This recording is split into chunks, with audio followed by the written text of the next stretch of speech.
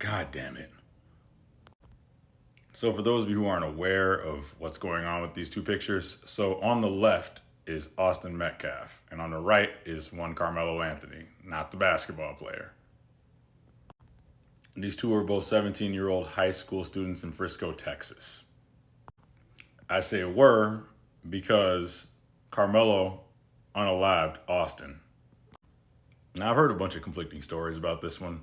First one I heard was about a girl. Second one I heard was about a broken cell phone. And then the third one I heard, which I believe is the accurate one, was that Carmelo was in Austin's team's tent and wasn't supposed to be.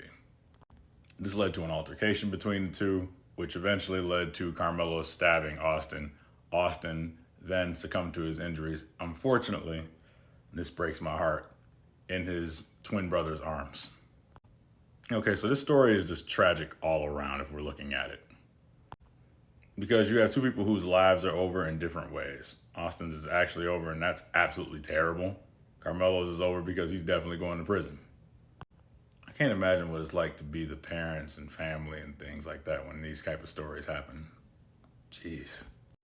It would be one thing if the knife was used in self-defense, like of another weapon. I could understand that.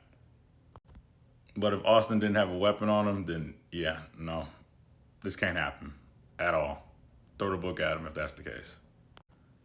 Now, after looking at Twitter, my bigger problem is how you know who is using this whole situation to go and push their narrative.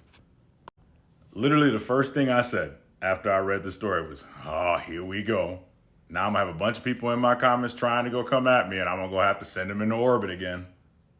And my thing is, they were complaining about the media, about how things aren't being covered. And I agree, this should be covered just as much, because at the end of the day, the media's job is to divide. That's why they do these things. Otherwise, they wouldn't have a job at all.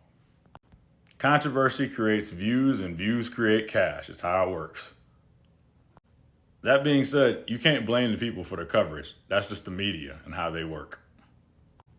You want to complain about something, go complain to the local news stations about this stuff.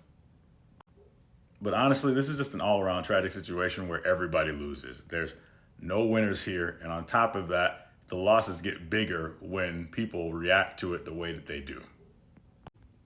Now, could this have been a hate crime? Maybe, but I don't know all the details of what was going on. So if it comes out that it was, it was. If it wasn't, it wasn't.